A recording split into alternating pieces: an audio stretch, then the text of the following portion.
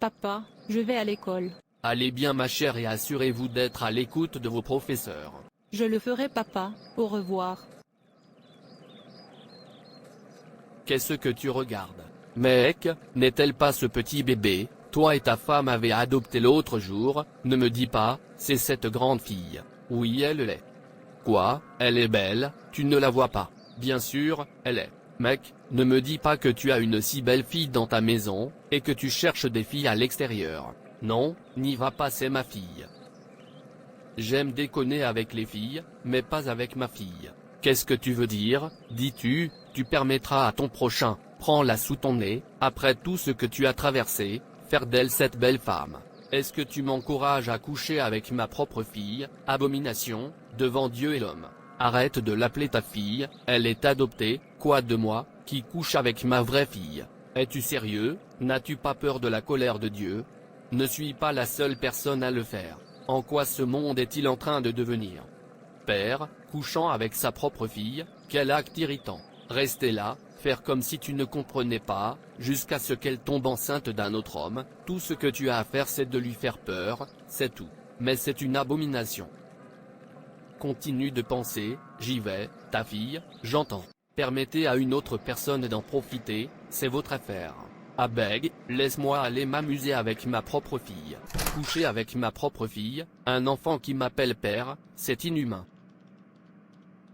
Papa, bon après-midi monsieur. Bon après-midi ma chère, tu es de retour. Oui papa. Maintenant entre et mange ta nourriture. D'accord monsieur.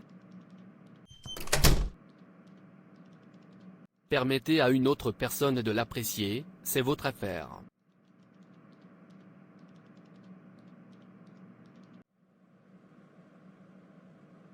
Papa tu me fais peur. Désolé chérie, as-tu fini de manger? Oui papa merci monsieur j'ai envie de dormir. D'accord, j'espère que vous aimez la nourriture, ou devrais-je vous sortir? Papa, qu'est-ce que tu fais dans ma chambre, à moitié nue? Tu sais que tu es une fille bien, et je t'aime tellement, est-ce que tu m'aimes aussi? Bien sûr papa je t'aime beaucoup. Alors prouve-le, couche avec moi, alors je saurai que tu m'aimes, et aussi, je te donnerai tout ce que tu voulais. Dieu me garde de coucher avec un homme que je connais comme père. Veux-tu que je le fasse par la force? Je peux te tuer ici, et t'enterrer, personne ne le saura. Je préfère être tué et enterré que de vivre dans les ténèbres. Alors tu n'as pas peur de mourir, tu devrais être reconnaissant que je prenne soin de toi, au moins que ce soit mon gain de prendre soin de toi. Maintenant allonge-toi là et couche avec moi. Papa, est-ce que tu t'écoutes? Je devrais coucher avec toi. N'as-tu pas honte de coucher avec ta propre fille? Ne sais-tu pas que c'est une abomination, devant Dieu? Même Sodome et Gomorrhe n'ont pas atteint ce stade, sans vous ne craignez pas que la colère de Dieu ne s'abatte sur vous. Ne sais-tu pas que tu vas détruire ma vie? Je t'ai été donné, pour prendre soin de moi, pas pour me détruire. Quel gain avez-vous, en couchant avec votre propre fille? Rappelez-vous que vous vous tiendrez au jour du jugement, et réponds comment tu m'élèves. Qu'est-ce que tu vas dire à Dieu? Quelle sera ta réponse? Père, repentez-vous, donnez votre vie à Jésus, écoutez Dieu avertir avant qu'il ne soit trop tard. Jésus vous attend toujours, pour vous détourner de votre péché. Jésus s'intéresse toujours à vous, donnez-lui une chance dans votre vie. Rappelez-vous, il sera terrible pour les pécheurs, le dernier jour. Ne dites pas que vous n'avez pas entendu, repentez-vous maintenant, Jésus vient déjà, ne le laissez pas vous rencontrer dans le péché. Maintenant Père, je suis prêt à mourir, vas-y et tue-moi. Je me suis déshonoré. Je pensais que mon ami disait, je devrais juste lui faire peur, mais cela n'a pas fonctionné. Quel genre de fille est-elle?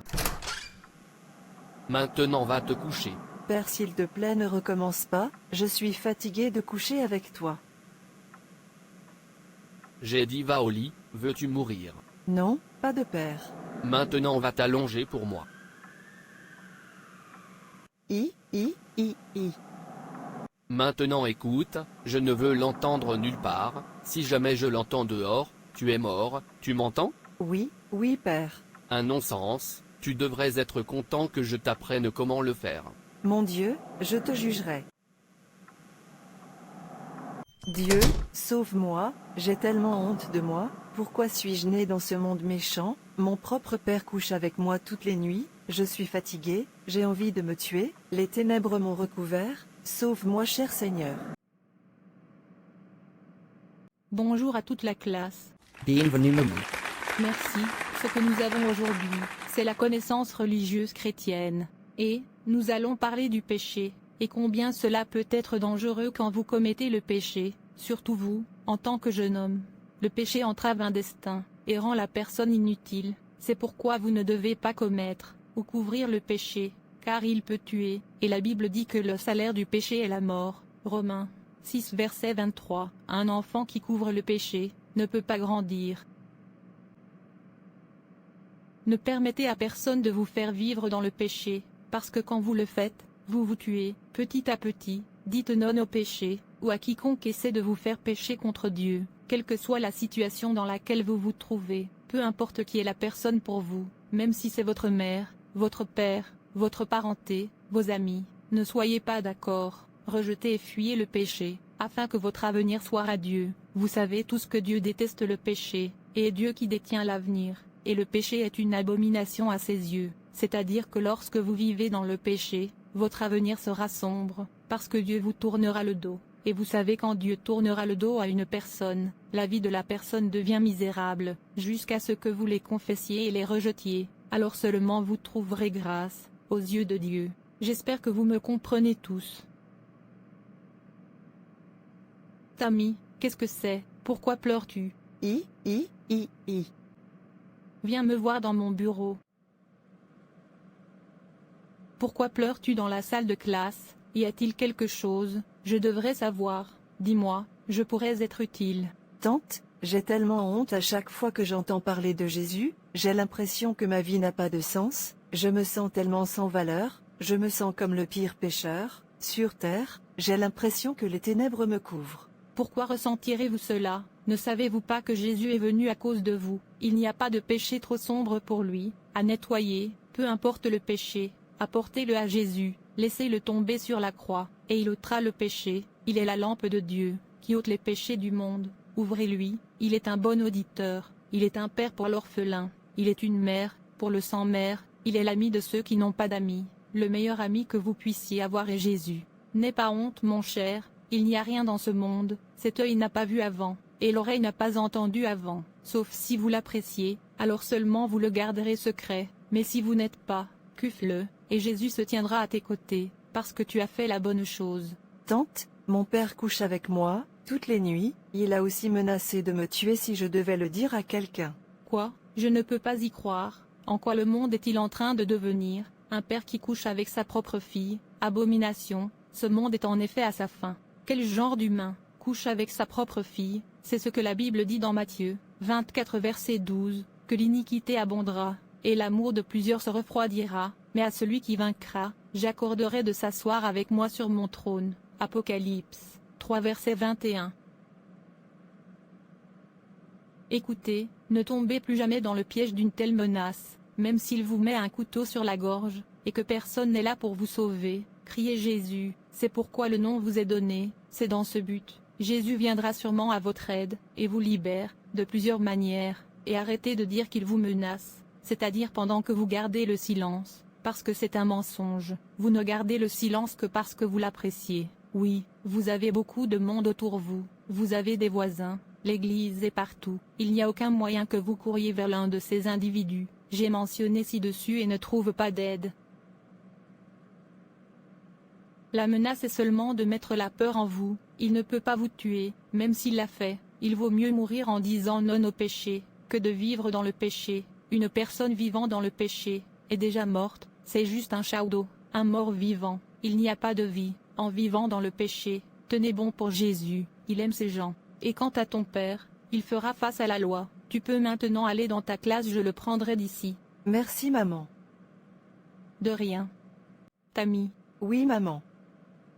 Maintenant que tu t'ouvres à moi, es-tu mort? Pas de maman. Ne craignez rien. Merci maman. Ô Jésus, sauve-nous de ce monde méchant, le péché de cette génération est encore plus grand que celui de Sodome et Gomorrhe. Qu'est-ce qui retient cette fille? Laisse-la venir, je veux m'amuser. Entre, la porte est ouverte. Officier.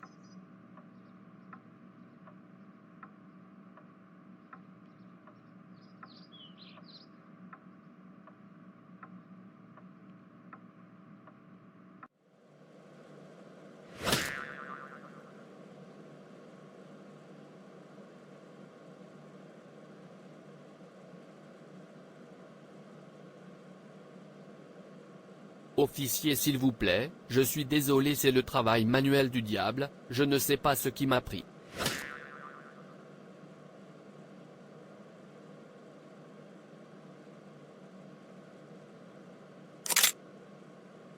Je me suis déshonoré, qu'ai-je fait, Jésus s'il te plaît, pardonne-moi, j'ai permis au diable d'utiliser mon cœur vide, je promets que je n'y retournerai plus jamais. Waouh, suis-ci libre, c'est bien de s'ouvrir. Mon bon ami, j'ai entendu ce qui s'est passé, alors c'est là que tu es maintenant. Je ne sais pas ce qui m'a pris, regarde-moi, face à la prison à vie. Je remercie Dieu pour ma merveilleuse fille, qui n'a pas permis au diable en moi de m'utiliser. Jésus s'il vous plaît, venez dans ma vie, je ne veux pas finir comme mon ami. Vous n'avez pas besoin d'attendre que la douleur et l'angoisse s'abattent sur vous, Dieu vous parle, cette fois, non pas à travers des rêves et des visions, mais à travers sa parole, dans Isaïe 5 à 6, s'il vous plaît, écoutez-le. Maintenant vais-je chanter à mon bien-aimé, une chanson de mon bien-aimé touchant sa vigne. Mon bien-aimé a une vigne sur une colline très fertile.